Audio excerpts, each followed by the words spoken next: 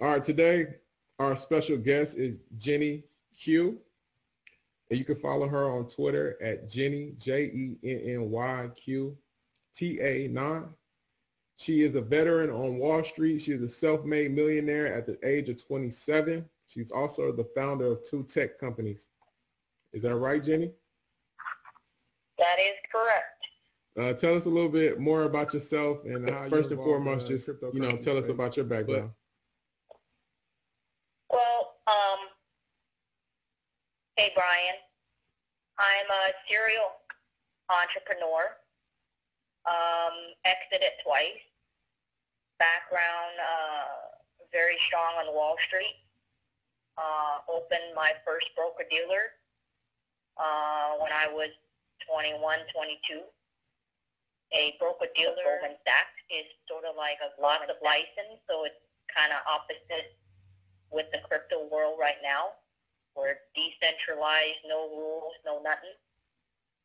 So I actually got into crypto towards the end of 2016. I sent out a tweet at the end of 2016 stating that 27 would be a double, which at the time it was $1,000. It obviously went more than double. Mm-hmm. But hey, on Wall Street, when you get a double within 12 months, I mean, you're a genius, So my call wasn't really wrong, but it was kind of conservative. Right. So leave it at that, and welcome any questions from everybody, and thank you for having me. I met Jenny on Twitter. She's very, I wouldn't say very vocal on Twitter, but when she tweets something, it's like a stamp. It's like, boom, here it is. And she tweets facts. She's not like, she's not wanting to be one of these crypto enthusiasts on Twitter. It's just tweeting whatever.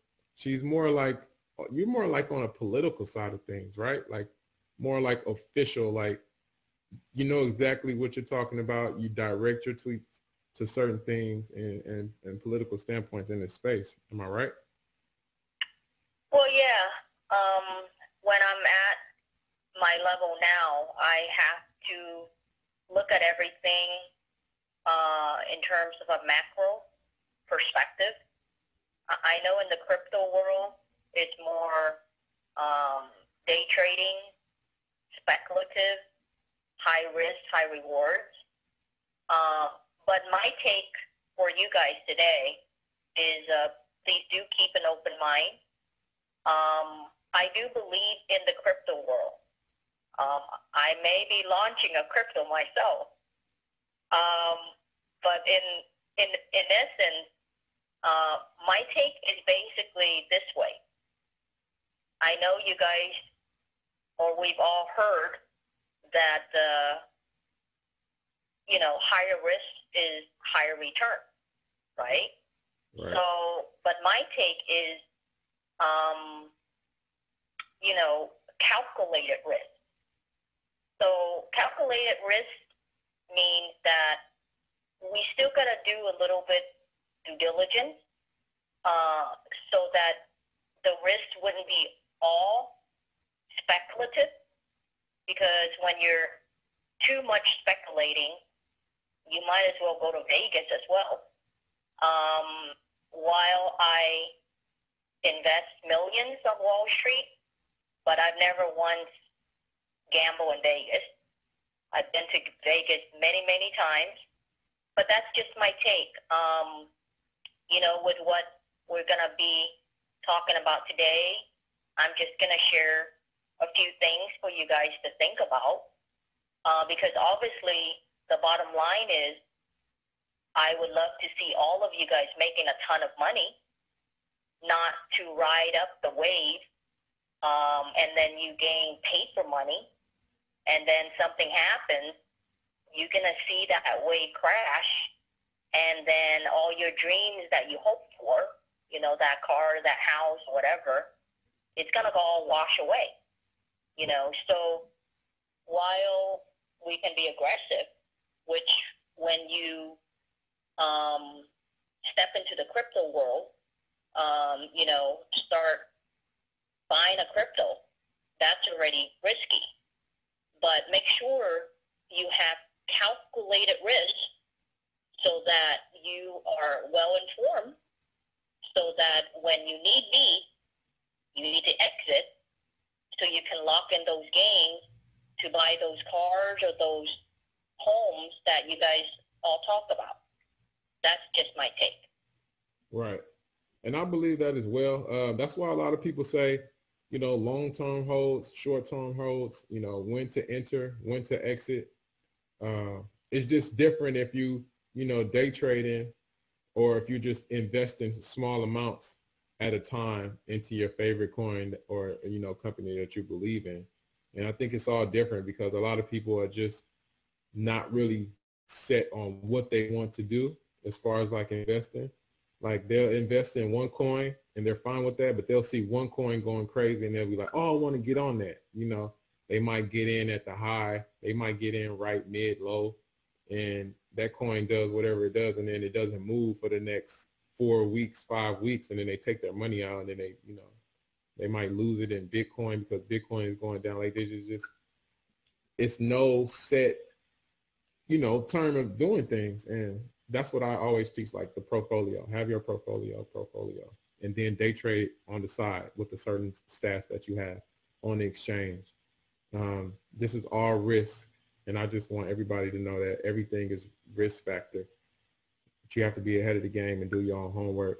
So what's your take on the Japanese exchange CoinCheck that got hacked for $400 million in the NIM? What do you feel about that? I mean, that can happen to anybody. That can happen to Binance, Coinbase. It can happen to any of us. That's just going to be a part of the game.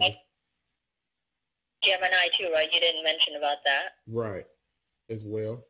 Take about this. I mean, I may think things very twisted, but again, I've been in the field that you really have to think outside the box, because if you think, then you're just as normal as everybody else.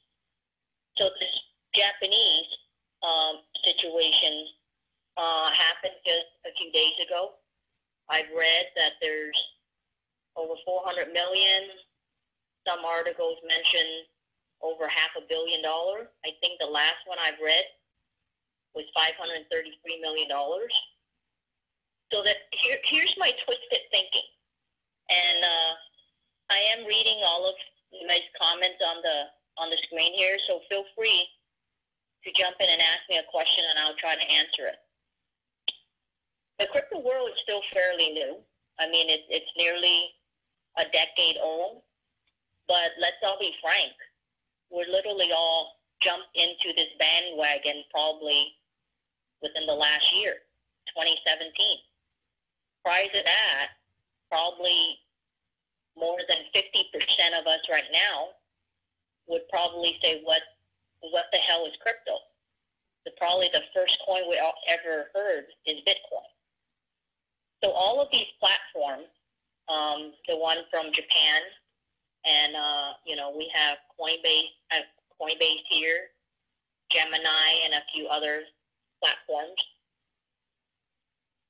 Ever since I read the news about that Japanese exchange, CoinCheck, and I believe they just filed bankrupt.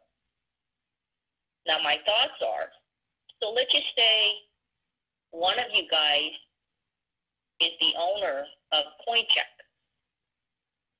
So how would I know that here you are having $500 million in your bank because of all of us open accounts to buy crypto, that you didn't hire your own hacker to hack your own bank and take that money?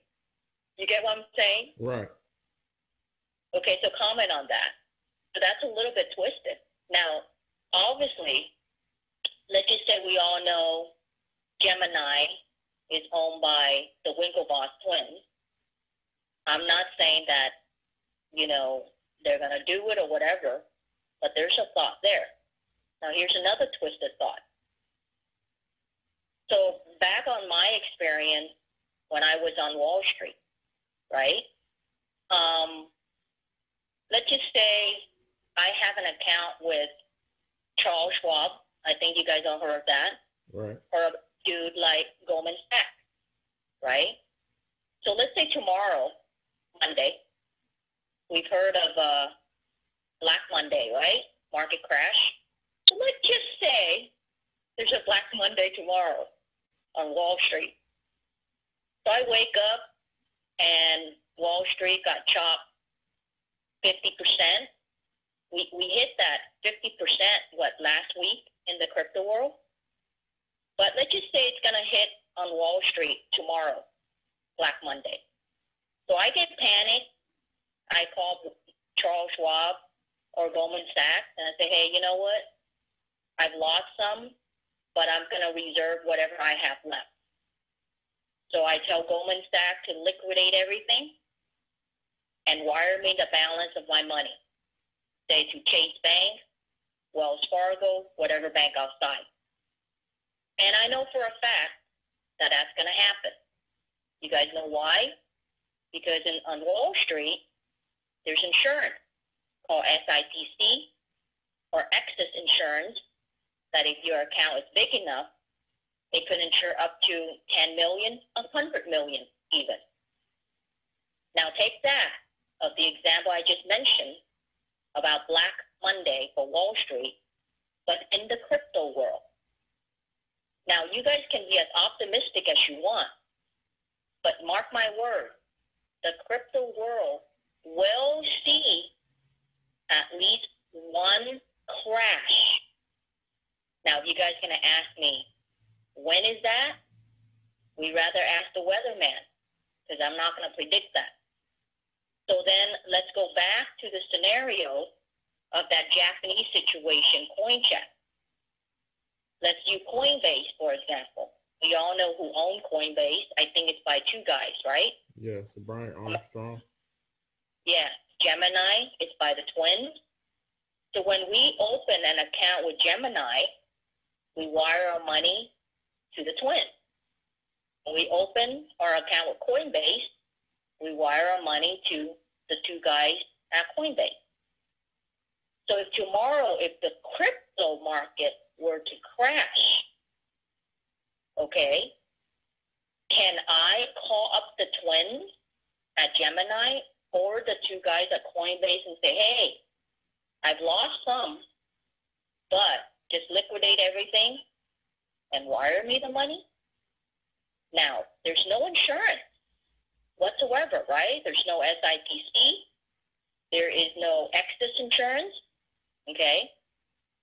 So they can all file bankrupt for all I care. And guess what? We're all act up. There, you know, right. That's reality, okay?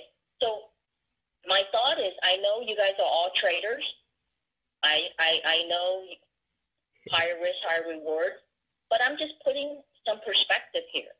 Right. So if some of you guys were to ask me, okay, Jenny, so what's your point? My point is this way. Like, for example, if I'm a millionaire, cold cash millionaire, I would probably wouldn't risk more than 10% of my net worth, of my $1 million in crypto. I wouldn't risk $1 million of what I have into crypto because of that danger zone. Now, if I do invest my 10%, which is 100,000, and if I was in that bullish ride from last year, my 100,000 could have gone to 300,000, 500,000. I probably got out already, you know, because at the end of the day, here's another thinking that you guys should think. You know, I really don't care, I guess, to read whatever's out there that's saying that crypto is here to stay and blah, blah, blah. But the strangest thing when I, end of the day, read stuff on Twitter, all of you guys ended up saying, you want to buy that mansion? You want to buy that car? can you really buy a mansion with crypto these days? Or can you buy that car, that Bentley, that Lamborghini in crypto? Probably, Yeah, you know, yeah, you can. you can't. You still got to switch it out to U.S. dollars. Okay? So here you are, if you read other news, Bank of America banned that. Chase kind of banned that. You get my point? So I'm gonna pause here to see if you guys have any questions. But that's just my take for you guys to think about things. So if you're already up like 100%, you know, hell, the market hasn't crashed yet. Pull out the money. You know, that's just my take. Reserve some. That's all I'm saying. Yeah. Well, Jenny, you could definitely buy some. You could definitely buy some cribs. I'm not against crypto. I wasn't sure if you just came in or not. Yeah. Giving a different perspective so that you can minimize your risk by taking risk in terms of what was I saying? Calculated risk than speculative risk. There is a difference.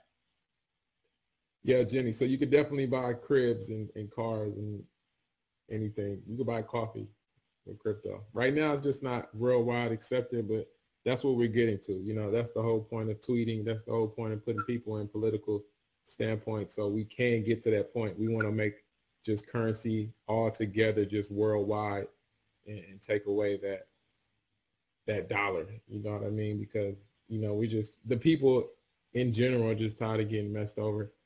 And we want to put the currency back into people's hands. Also, guys, she is definitely, you know, not against crypto. She is here to give you guys a different perspective. Every episode that we do is going to be different. It's going to be very different. I'm giving you guys a different perspective. I'm not going to bring people on here that is always yes, man, yes, man, yes, man. Like, people really need to hear the truth sometimes, and people need to hear different perspectives. So this is great for the cryptocurrency members community. This is great for everybody to hear. Just listen, diversify your profile, take your profits and play, you know, and play with the money that you made on in this crypto world. Don't leave all your money in crypto because there is no insurance. Let's go with Robinhood news. Robinhood, you know, one of the people that's been in stocks for a long time are going to do crypto, and they're going to do free trading. I told everybody to sign up. If you guys didn't already know, I made a post about it. I sent you guys the link. You can use crypto, and they're going to let you do free trading on their platform. They're going to go against Coinbase. Hopefully they have better customer service, because everybody know that Coinbase doesn't have great customer service. They're going to allow you to, you know, withdraw $1,000 instantly. If you have a bigger bank account, they're going to allow you to do more. This is only going to be in Massachusetts, which is, you know, Boston, California, Kentucky, and like 2 other states. It won't be statewide or worldwide just yet. Yeah, Coinbase is trash. Starbucks chairman, as you guys know, says cryptocurrency is the future, which is great. So hopefully, you know, if Starbucks start taking crypto, that's just like Chick-fil-A or McDonald's taking crypto. It's just the same. It's worldwide, and it'll put the crypto space in a worldwide view and can definitely be used. I know a lot of people use Robinhood, and it's going to definitely put crypto in the faces of, you know, people that's just into stocks, etc. when they see it. Right now in the crypto space, everything is still 50% off. So get your portfolios together. Everything is 50% off. If you see something, you be like, should I buy this? You should. If you want times 2 your money, you should buy anything right now in the space. Guys shouldn't be asking me, what should I buy? Everything is 50% off. Facts. All right. Now, as you can see, there's a lot of celebrities and there's a lot of people getting into this space now. I don't know if you've seen the 50 Cent article. He just so happened he found 700 Bitcoins from his album that he sold in 2014, and he forgot about it. Now has $8 million sitting on BitPay. Okay. All of a sudden, Katy Perry has cryptocurrency nails with Bitcoin, Litecoin, and Ethereum on her nails, and she makes a post on Instagram. You know who's next? Kim Kardashian. I don't know if you saw, but the Warriors were talking to, Charlie Lee on freaking Twitter, which made the percent go up. It made it Litecoin go up by 3%. It's just, I don't know, man. I'm not ready for that type of mass adoption to where people just go off of the hype. I really don't want that to happen because that's going to cause everything to crash even faster and even and make it more volatile, just period. You know what I mean, on the market. Yeah. So, Jenny. Yes. Are you holding any cryptocurrency? Do you have any crypto? Well, I made a bulk of my wealth on Wall Street pretty much by day trading. Mm-hmm. In out intraday, especially during the dot-com era. Because anytime when you hold money overnight, the risk is higher, especially on Wall Street, because the market closes at 1 o'clock, Pacific Standard Time. And when you wake up the next day, 6:30 in the morning, when it opens again, the stock that, let's just say XYZ, it may close today at $100 a share, and it could open up at 6:30 tomorrow morning, 50% off. We call that a gap down. Okay, so when I was on Wall Street, especially when I trade big ticket, like six figure. I mean, I'm not talking about 10, 20, 30, $40,000, but I'm talking about like six figure. Because let's just say I'm betting on a stock that I wanted to buy 10 or 20,000 share, and I just needed, $1 or $2 pop, because $1 pop on a 10,000 share, that's 10 grand. $2 pop intraday times 10,000. I can make 10 grand a day. That's how you become a millionaire, right? So I'm in this thing. If you guys watch my Twitter, I did make a prediction that it would fall below 10,000, which it did. 38 days later, I'm a very patient player. Actually, it's not the word patient, but the word is discipline. Mm-hmm. I don't chase after any types of investment, stock or crypto, if it keeps on going up, because nothing goes up forever. Trust me, I learned that on Wall Street.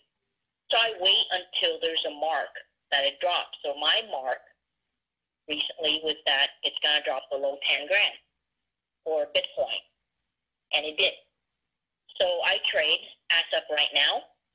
I don't hold any position, because why? It literally dropped a few days ago below 10 again. And now we're seeing strength, nearly 12, 11,000 something. I'm just talking about Bitcoin. Okay? Mm-hmm.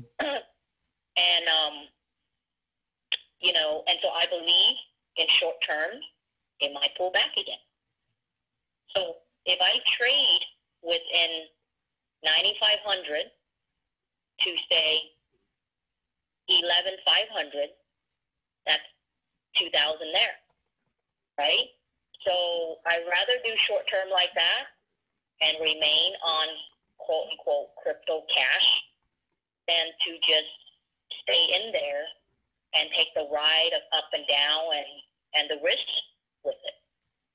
Now I wanted to go back a little bit when you were mentioning about Starbucks, Katy Perry, Kim Kardashian, and I wanted to take that topic with what I said earlier about thinking outside the box to just give you guys some forward thinking about the crypto world in advance. Also keep in mind, when I was on Wall Street, I too have to be an analyst, especially when I own my own broker-dealer. So sometimes analysts may see things or envision things or analyze things months ahead before it happens. But that's what we get paid for.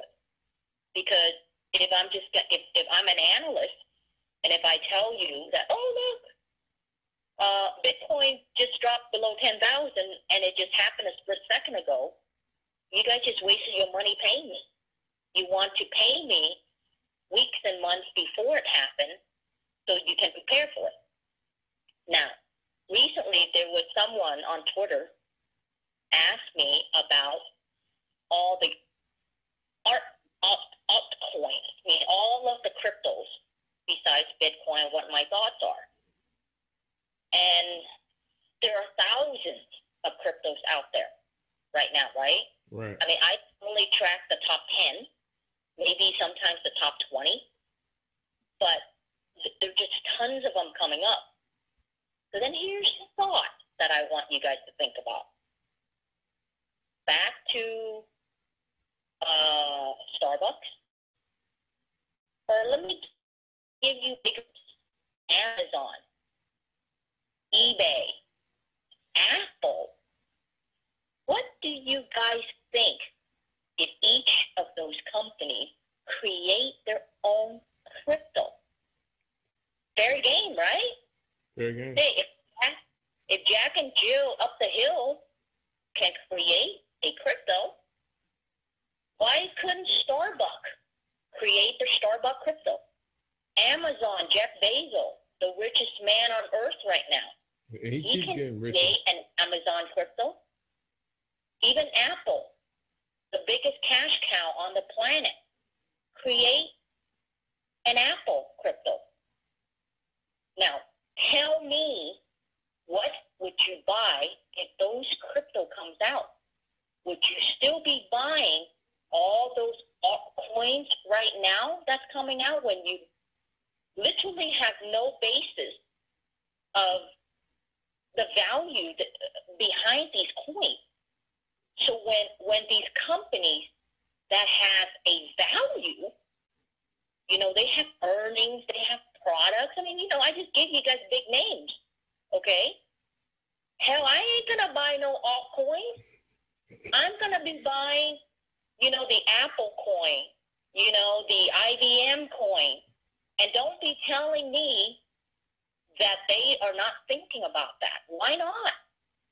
If there's money to be made, and the corporate world is one of the greediest world ever, anytime when they see that there's money being made, hey, they're going to jump in sooner or later, okay? And you guys heard about the news, Google this, the Kodak coin. As a matter of fact, I know the attorney who's working on the Kodak coin, okay? So it's heading there, okay?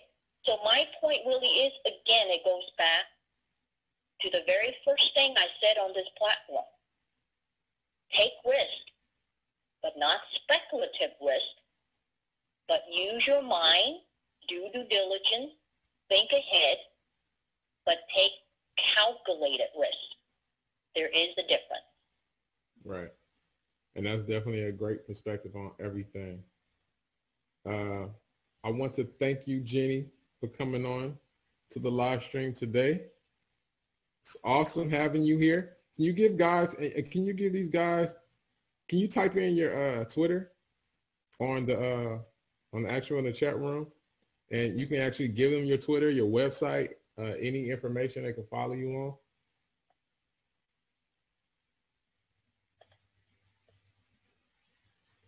Yeah, you guys could just hit me up on Twitter, and I'll try to answer, again, pretty much my perspective. Again, I'm not against crypto, but I'm just giving the perspective of calculated risk. Yeah, definitely. Great having you on. I'm going to continue the live stream. You can definitely still watch. I have 2 ICOs that I'm about to talk about right now, and I share my screen with the viewers. So thank you for coming on, Jenny. It was great having you. Just want to thank you.